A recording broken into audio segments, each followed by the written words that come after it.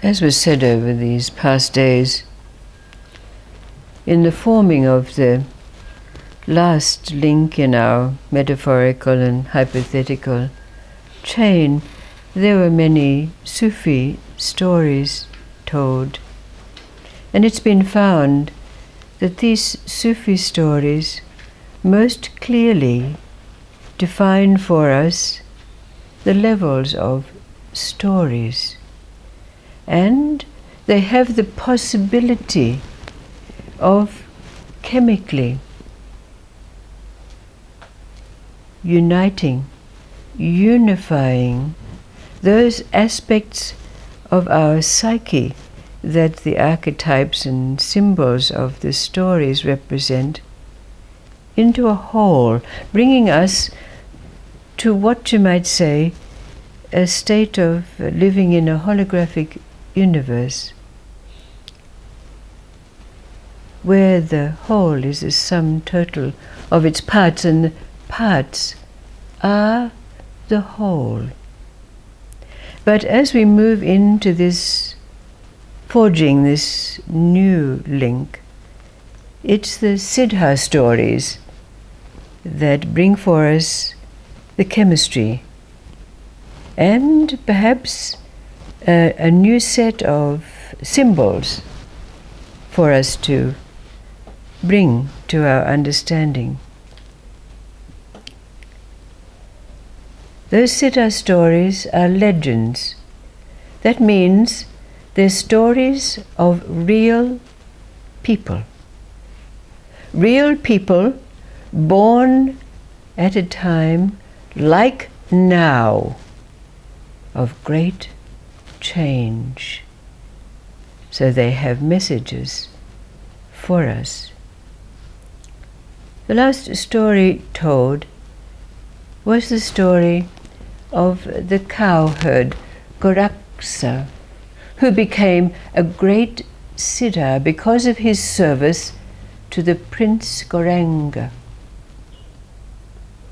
But this story is about the prince himself.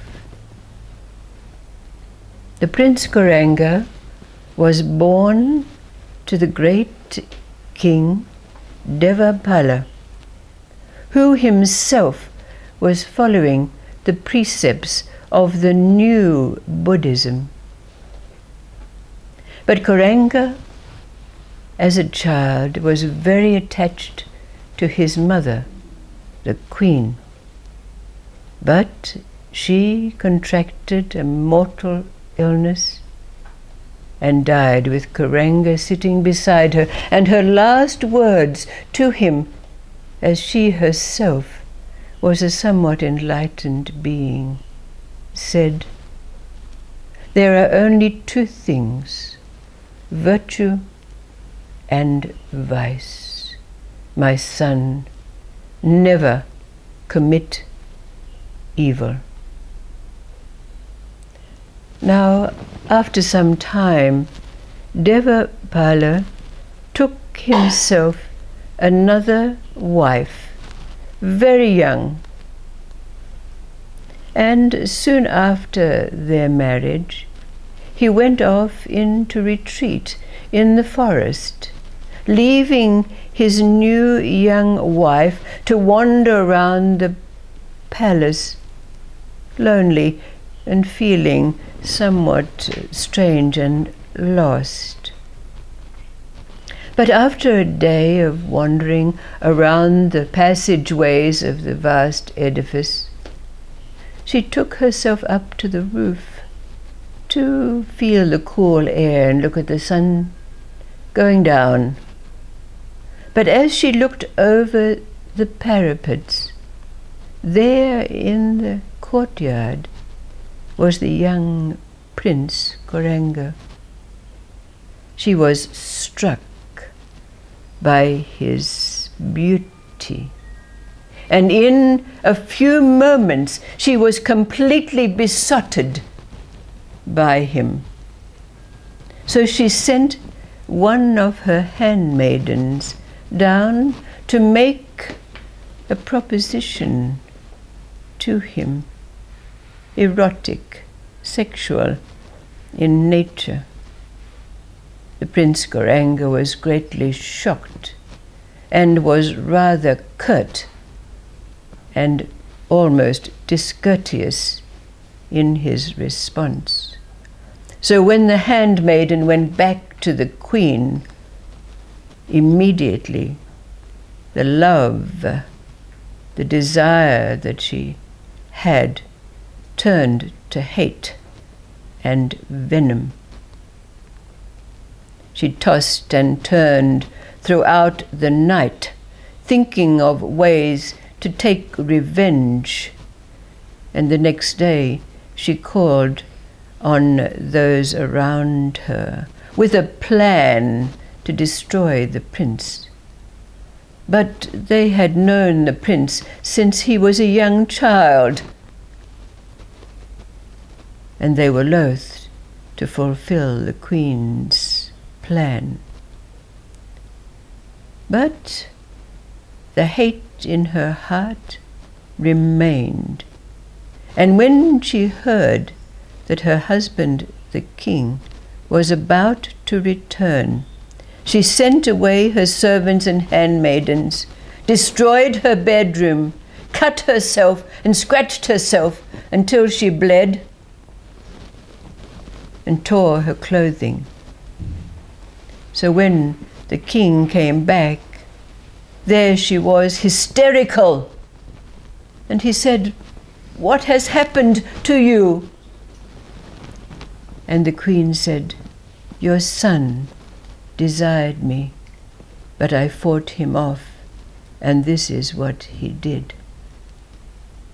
The king was devastated and said, "Then my son must die." And he called his servants to him, ordering them to take the Prince Gauranga out into the deep forest and sever his limbs from his body, leaving him to bleed to death and be eaten by wild animals. Those who were given the task to take the prince were loath, and amongst them they drew straws to see whose son could take the place of the prince. But when they went to the prince with their plan, he said, "No, no, I cannot commit this evil." And so they took him out to undertake the task that had been given them. But instead of taking him into the deep, deep forest where wild animals lived, they took him to the edge of the fields and found a great tree. Under that tree, they severed his limbs, propping him up against the tree as the life blood ebbed out of him. They took the lifeless limbs back to the palace to prove to the queen and the king that their task had been done.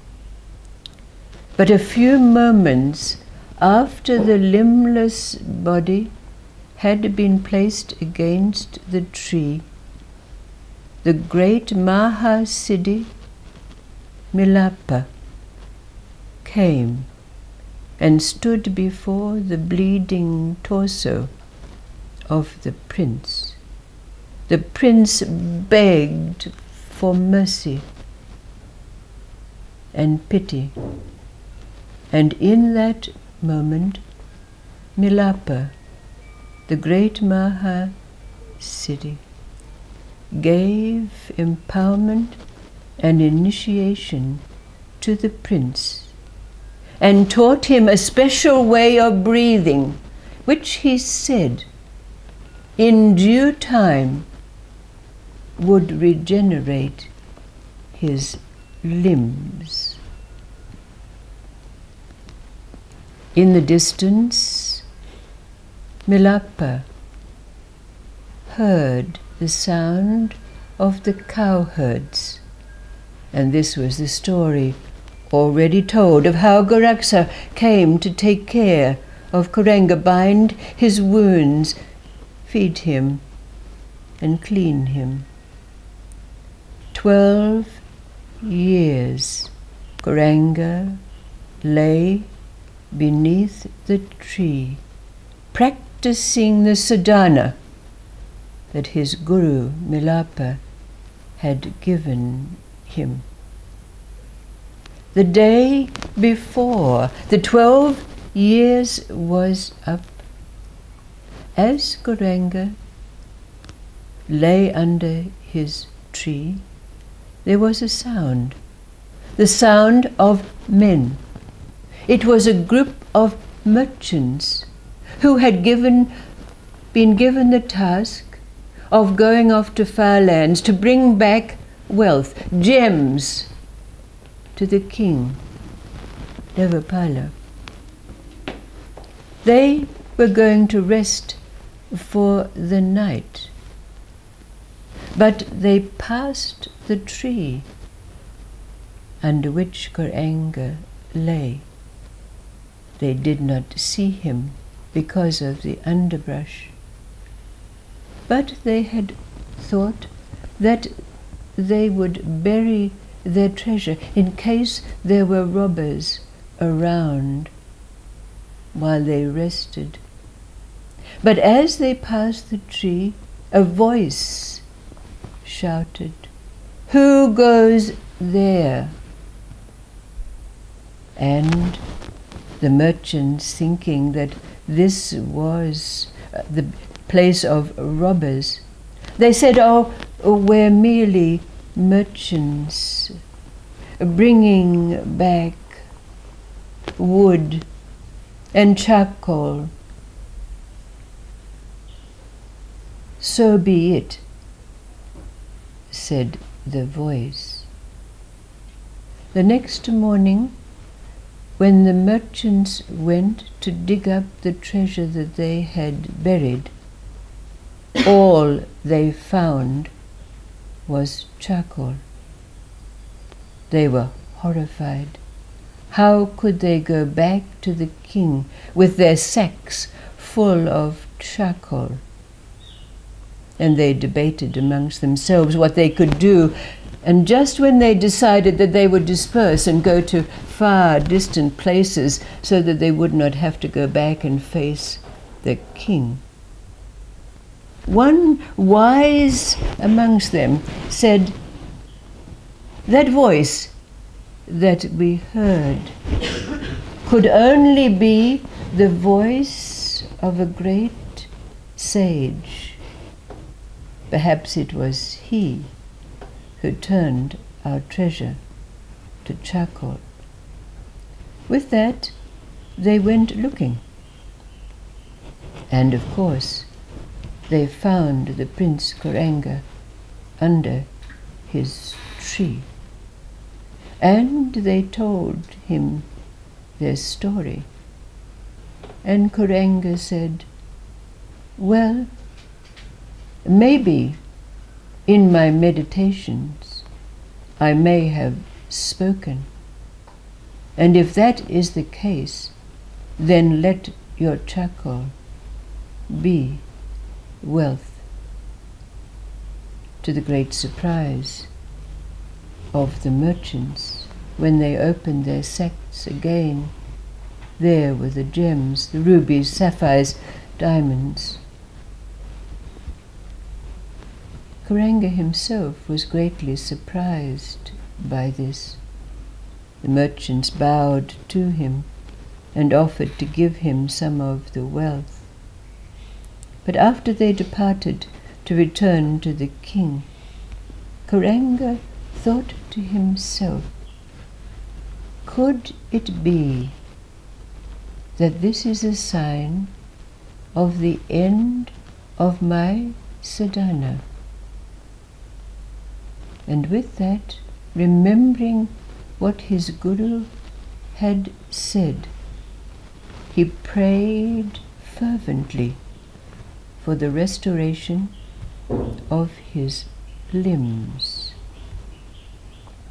To his great surprise, in not too long a time, he found himself with sturdy legs and muscular arms. Indeed, the end of his sadhana had been reached. But because of Gauranga's nature, that which he practiced was never given out, as is the case in other stories. Nor did he travel the world giving blessings, initiation and empowerment to others, unlike Goraksa and many others of the great siddhas. Even though Gauranga himself attained the great siddhis, powers that come with this state. But it is said that the tree under which he sat and his life blood bled into its depths still remains today.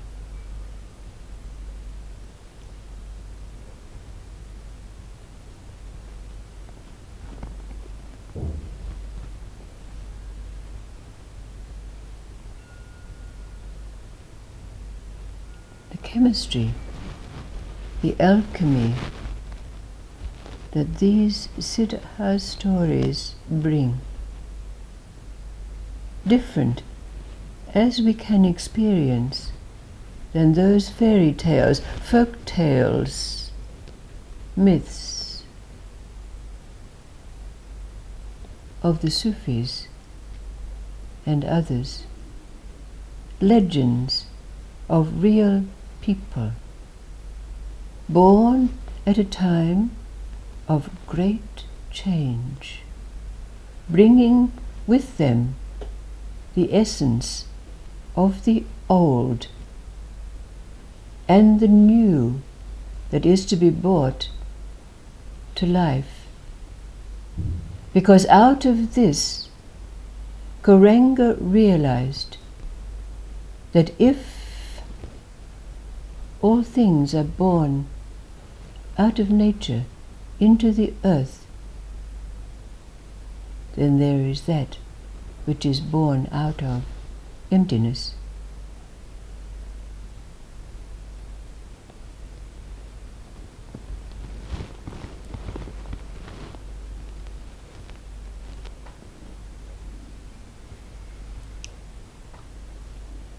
What is this new link in the chain? What do these Siddha stories lead us into?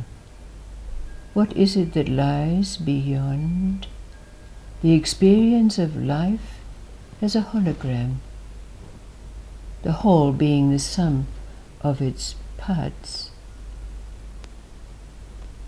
and the parts being the whole? Thank you, thank you.